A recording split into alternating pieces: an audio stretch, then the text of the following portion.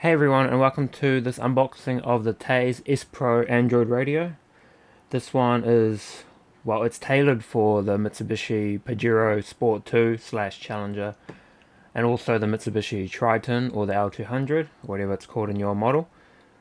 Pretty much the Android radio itself will fit a whole variety of different models. It's just that TEYES provides you with a different mounting kit for the car. So, probably the most thing you want to see the most is the actual radio itself. So we'll get into that one first, and then we'll look into some of the accessories that are purchased with it that you might be interested in as well. So let's rip into this one.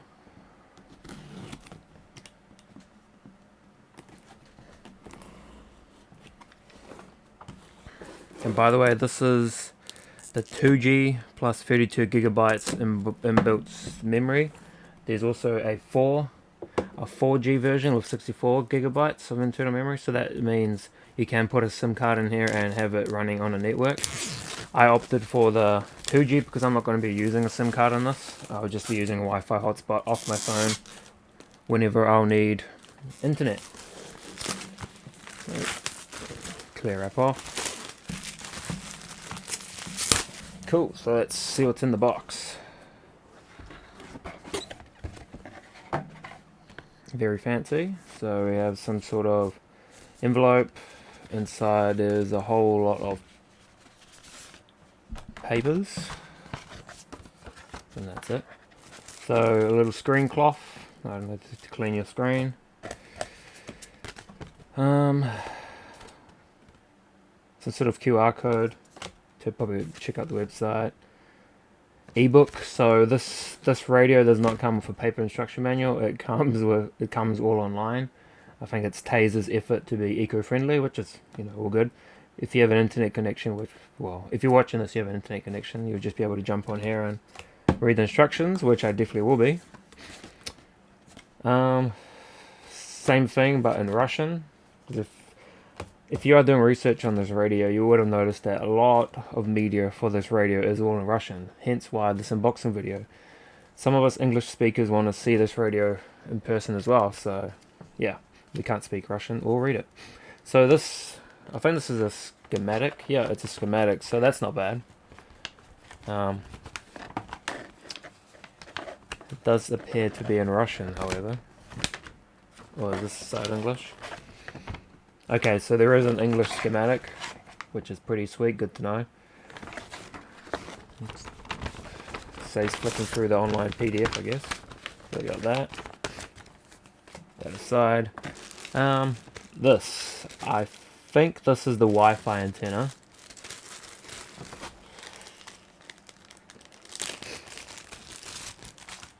Yeah, so this will most likely be the Wi-Fi antenna. Plug it into a radio. You install that somewhere in the dash. That's cool. And then the radio itself. Ooh. Quite exciting. I've been waiting a long time to get this radio. Put that aside. So, in case you haven't noticed, it's very, very thin. It is what's known as a short chassis. So it takes a whole lot less room in the dash, but of course that means you can't fit a CD player here.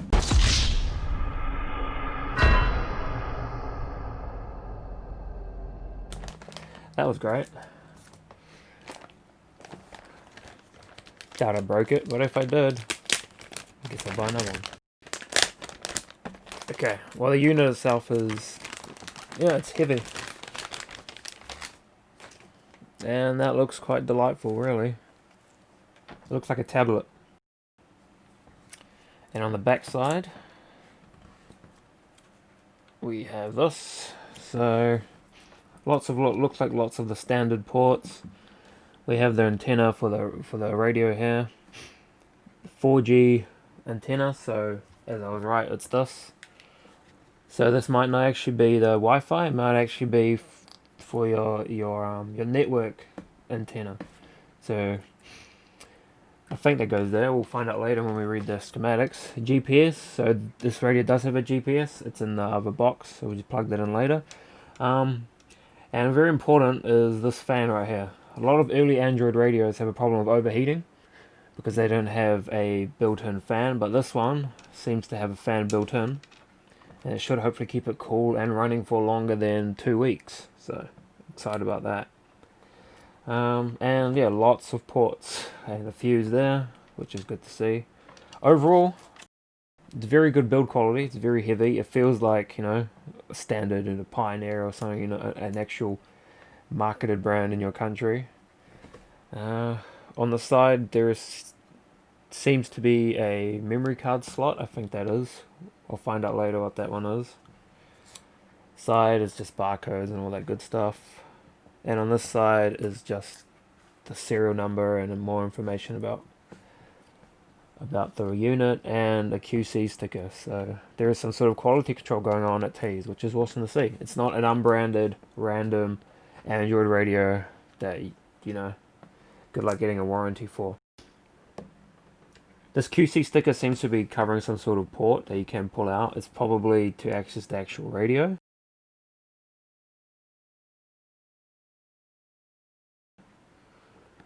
And inside, I see, yep, so there seems to be even another port, either micro SD or your SIM card. So we're going to have to look into the instructions and find out what all that is.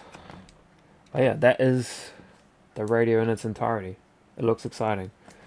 And yeah, so you got some buttons there: volume, return, home, power. Also says here there's a reset button, so you can pull a pin in there, reset it, and an inbuilt microphone. Which, I guess if your car has an inbuilt microphone with the standard setup, then you won't probably be needing this. But we'll figure it out in time. As you know, there is very little literature about this radio on the internet, so I know as little as you so far. But I guess we'll find out more as I go to install this thing. So for all you guys that are buying this for the Mitsubishi Challenger Sport 2, Triton L200, you'll probably recognize this piece 5 years later. So you'll probably recognize this piece. That's the bubble on your radio, the radio part of the dash. So because this one's been made to fit our model, you get the whole unit encased, and then your radio pops in right there. Quality wise, it feels basically like factory. Plastic's nice, very smooth quality. I like, you know, doesn't appear to be anything iffy. And yeah, from what I can see, there are mounting holes there, so you just screw the screen right on top of it, and it looks awesome.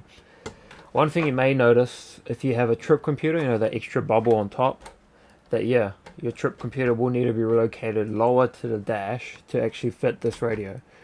And that's not too much of a problem. There is a mounting kit that you can fit it in the lower din in your dashboard. I have purchased one, and I probably will be doing an installation video for you later. So we can still retain the trip computer and have an awesome Android unit in the car. So best of both worlds. But yeah, it's really cool that they include this, because otherwise we would have no hope in how of installing the Android radio in the standard factory slot. And note, if you do have a different model of car, then TEYES do provide different mounting kits for whatever car you have. I've seen some with like aircon vents on the side and some with some plastic pieces, so it all depends on what model you have, and they'll just change this to suit. Next up, we have the reversing camera. And this is quite an intimidating bundle of wires. So this is the reversing camera in itself. From what I've seen, apparently it's very good quality, so I'll probably be biffing the one that I have in my car now. It's terrible at night. So we got this.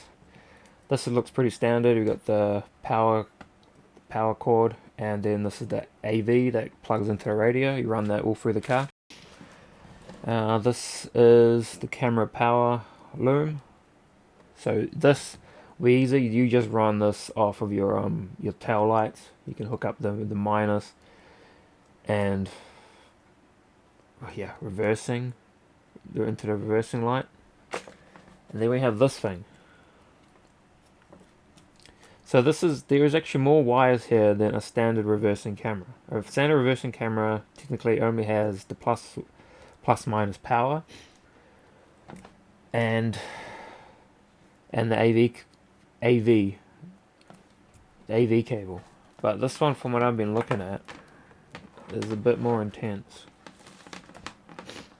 So this is technically the AV cable. This runs one end into your radio, one end into this majiggy right here. So, looking at it from the camera side, we have two extra wires here. A red and a yellow.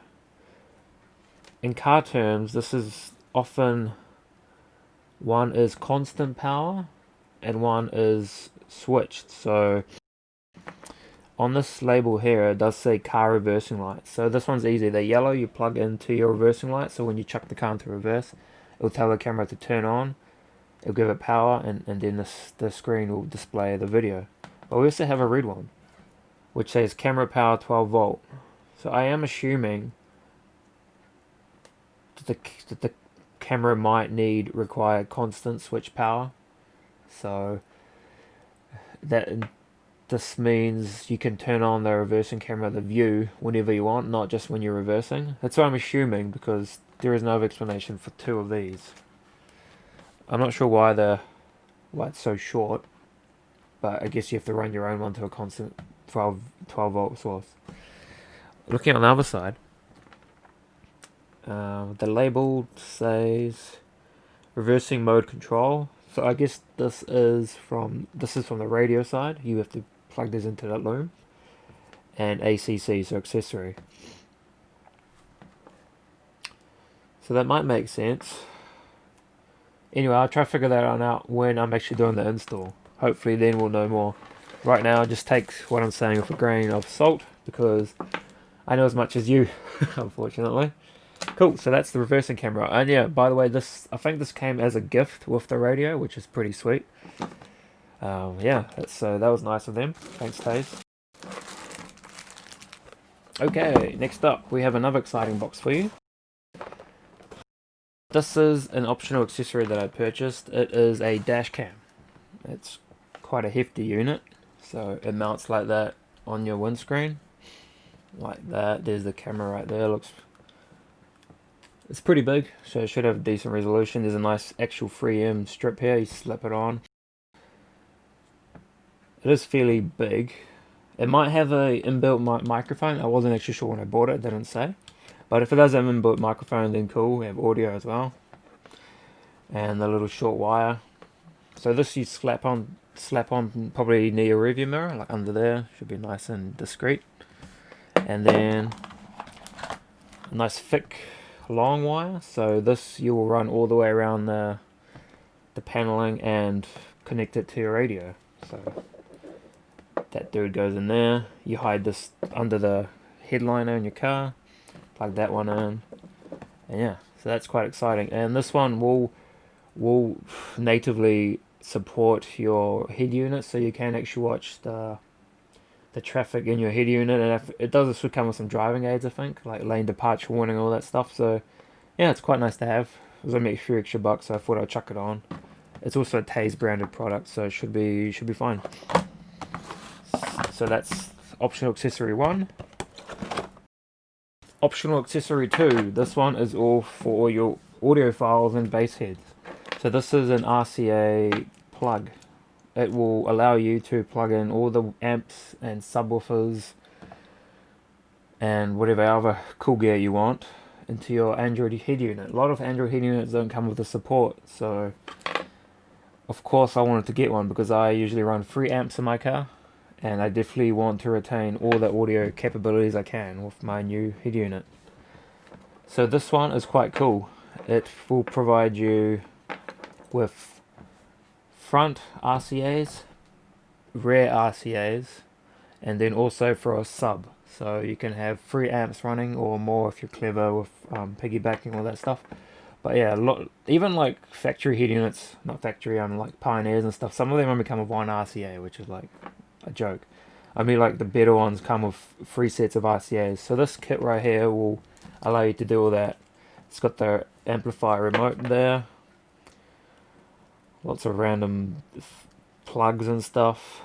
and all your RCAs, including some extra stuff which I'm not even know what they do, like CVBS in 2, CVBS in 1. So I'm not even sure what those are. Some of you pro guys will probably know more. But yeah, here's the fronts. We got the rears. There's also an aux line in. Only problem I have noticed with this RCA cable is that the sub, if I can find it, let's see, there's it there. There's the sub out. Sub has only got one plug for whatever reason. So, you know, all RCAs come with two plugs like these. So what you have to do is just buy a little splitter. Just plug it in there and split the signal so it goes into one. But that's like an extra dollar cost. So yeah, just remember when you're buying this, just get an extra splitter. I'll show you that in the install video anyway, just so you don't know, just so you don't miss it. Here is also apparently a slot for, from what I understood, it's a slot for a SIM card, which is surprising considering it already comes with one on the radio. But yeah, so you pop that off and you can plug in a SIM there. I'm not sure why there's more inputs, but yeah, I guess this radio's smarter than me. So that's cool. Extra SIM card slot. And yeah, that just plugs into a radio, and now you got sub support. Wicked. Lastly, we have a whole bunch of intimidating wires that makes this whole doohickey work. Oh boy. Okay, so from what I've been previously looking at, I think TEYES may have included a number of different looms for different models just to be safe. Because see, like this one here says Mitsubishi ASX, and it's quite a small loom, whereas these two bad boys, double loomed, the wires are different colors, and each of them, from what I can tell, each of them has a constant 12 volt and a switch to 12 volt. So obviously you don't have two constants in one wiring loom, so I'm assuming either one of these will fit in your Challenger 2, Pajero Sport 2, L200, whatever. So that's nice to see anyway. So one of these should work. And I also noticed that this one here has an amp control, blue wire, whereas this blue wire says auto antenna. So these are, yeah, I guess some models came with built-in factory subs, but we'll figure all that out in good time anyway. There's a few other extra unused wires which you can plug in. I guess the use of these will be made apparent when we actually start installing the thing. This right here is an extra plug. I'm guessing this goes into, looks like an HDMI or something. So this could be the input for the front traffic camera, which is quite sweet. So just plug that in as well.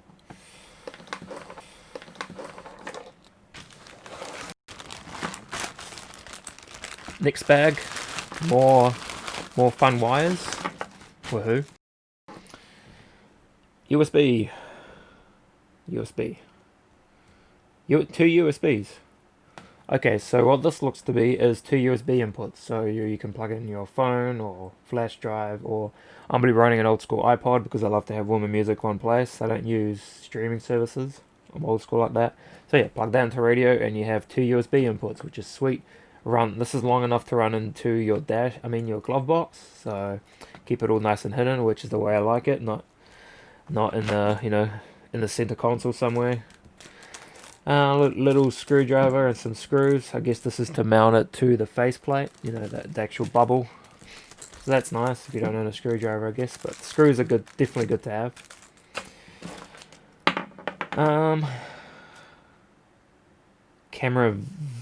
Camera VI in. So I guess this is camera support or something. Not entirely sure. It's got two blue wires, which is a mystery. Figure that one out. Fan power supply. So I'm pretty sure this connects into the RCA lines we have, but we'll figure all that out.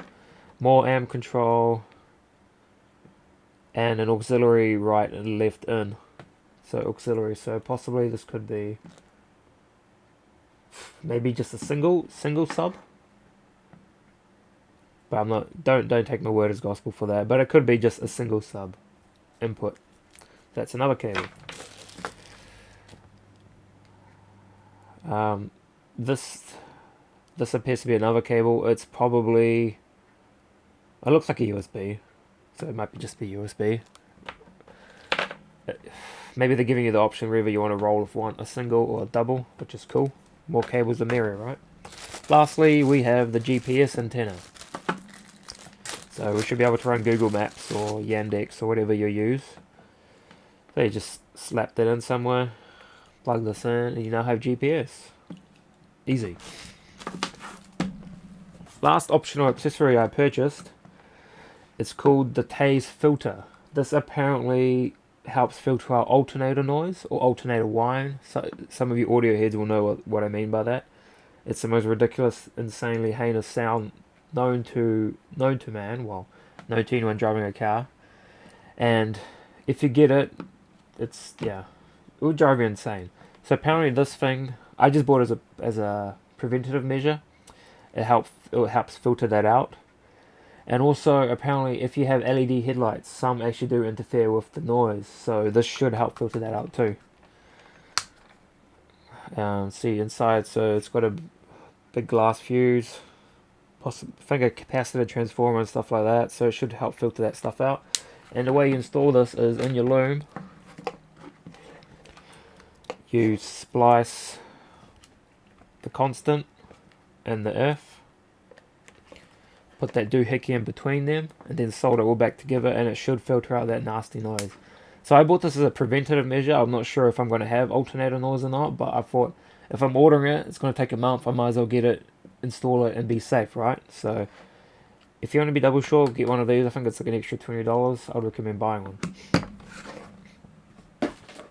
So yeah, that is the unboxing in a nutshell. We have all these wires, this fantastic head unit that feels like a Pioneer or something even better. Tough chassis. Look, so far I feel like I made the right decision, but I'll figure it out when I actually go to installing it. That is going to be quite an endeavor. I will try to record it for you guys, because it's going to be a learning experience for everyone. And yeah, hope this was helpful. If you've got any questions, let me know. I'll see you in the next one.